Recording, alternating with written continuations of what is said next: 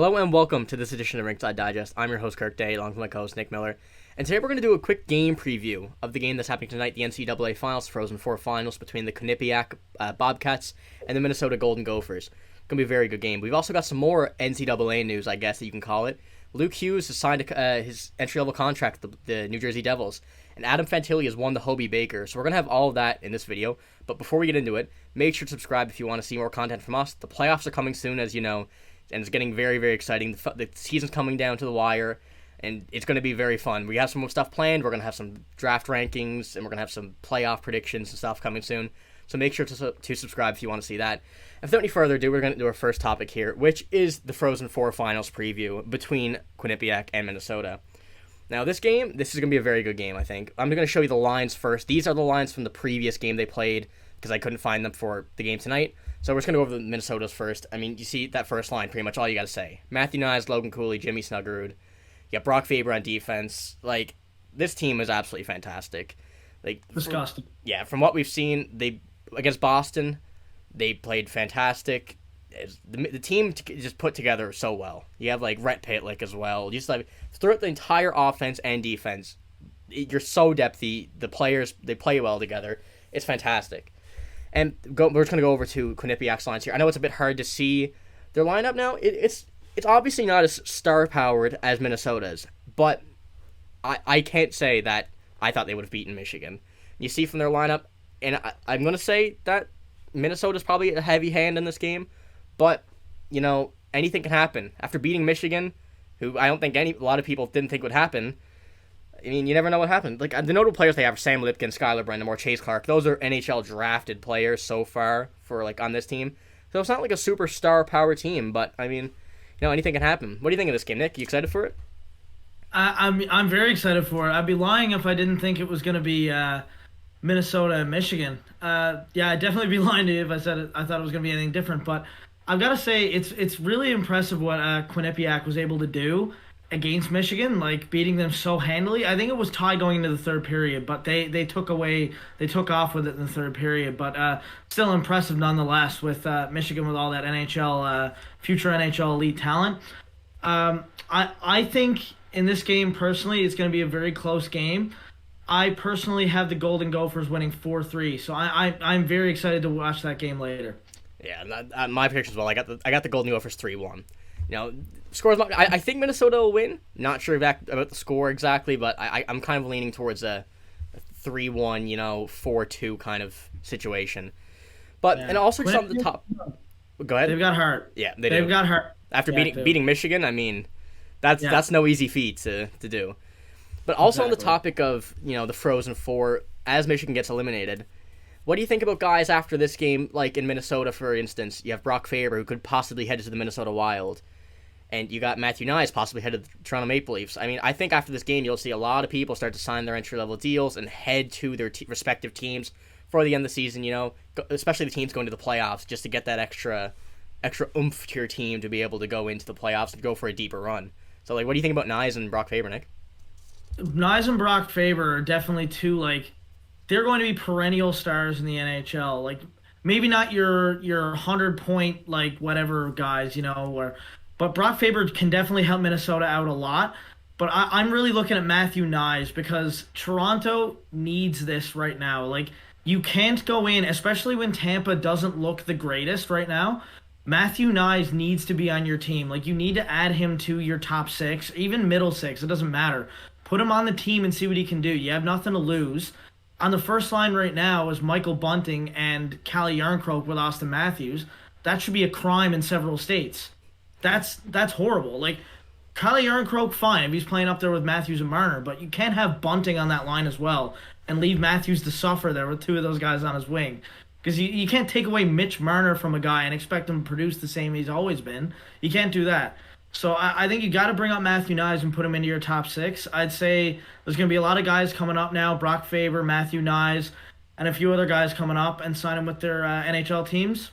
Yeah. And I'm very excited to see where this goes. Yeah, me as well. I just want final thought on this topic. I seen something earlier saying that I think Minnesota's been to 25 Frozen Four finals or Frozen Fours, and then 5 or 6 championships, and then Quinnipiac has been to 3 with none. So if that's saying anything, might go the same way as it usually does for Minnesota if in this situation. But again, once again, you never know. And we're going on to our second topic here now, which is Luke Hughes has signed with the New Jersey Devils. And, I mean, what can I say? This is a big one.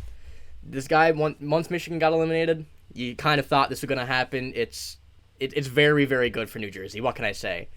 I'll just pull up the screenshot here, the announcement. The Devils tweeted earlier, Luke Hughes, you are a New Jersey Devil. Pairing up with his brother Jack, and it's a fantastic thing for the Devils. I mean, I can't say it enough. This year and last year with Michigan, he's played absolutely incredible. 48 points in 39 games this year, 39 and 41 last year as a defenseman. That is absolutely crazy. And going on, if you look at the Devils' defense here too, slotting him on the left side and putting Jonas Siegenthaler back in that lineup, this defense is top 5 in the NHL. I believe, in my opinion, it's fantastic. Like you can't do any better than that. Signing Luke Hughes, getting him on that team, but now especially playing with his brother. It's not going to be like he's coming into that team like he's been there forever, but at least there's someone in that team that he's like, okay, I know you. I've known you my entire life. I know how you play. You know how I play. So it'll just be that kind of connection like Henrik and Daniel, with a bit of a different situation as a forward and a defenseman. Yeah, I've got to say, I think the Devils were already a deep team on defense. They were already extremely good with their shutdown pairings or whatever. I've also got to say, it's unrelated, but I think John Marino is very underrated. I've been saying that since he was in Pittsburgh. He's a very underrated guy. I love the contract he's on. I believe it's just over $4 million for the next 5 years or 6 years. Phenomenal deal for the guy that he is, for the defenseman he is. Also, Luke Hughes helps out that team detrimentally. Like he puts up numbers like you wouldn't believe in the NCAA. 48 points in 39 games. Like that's unbelievable as a defenseman. Also with his size as well, he can move the puck really well. He can skate well. I'm very excited to see how the Devils handle this bolstering of the blue line late in the season.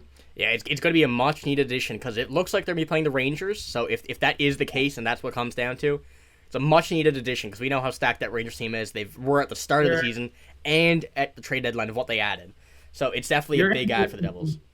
You're going to need some defense. They already had some offense on the Rangers, and then they added Tarasenko and Kane. That's almost unfair. I don't know. I think the Devils were. I do have the Rangers as favorites in that series, but we can go into that another time.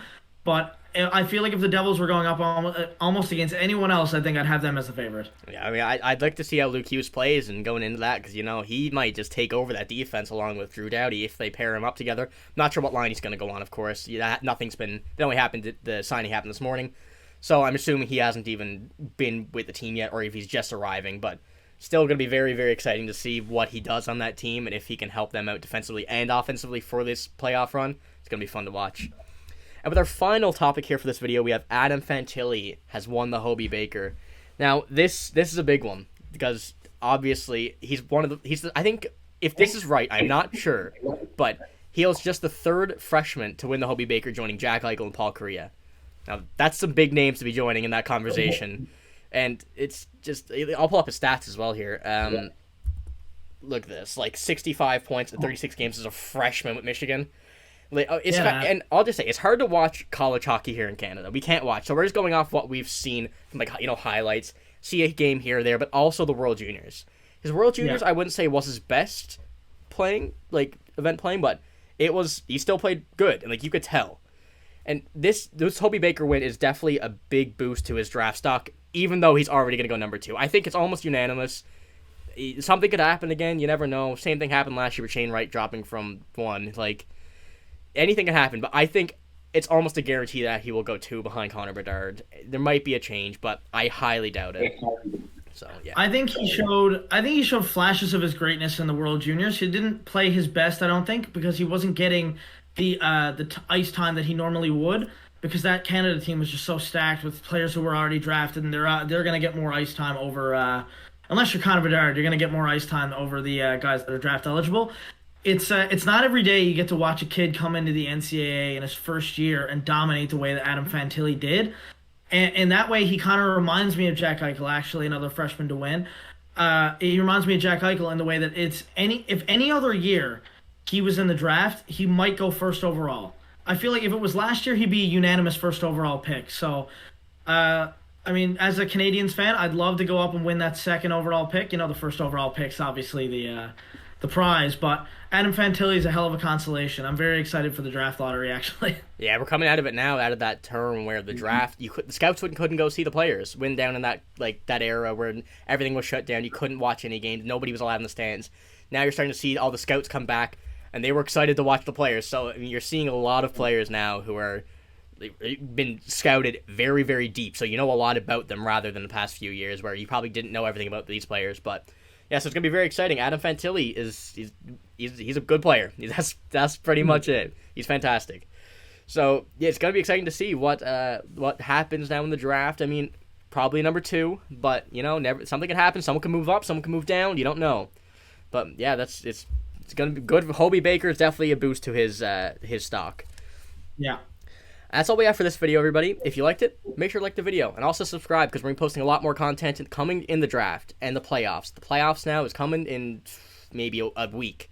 So a lot of stuff is starting to finalize, all the regular season, the standings. It's going to be very exciting. So if you liked the video, make sure to like it and subscribe. And thank you for watching.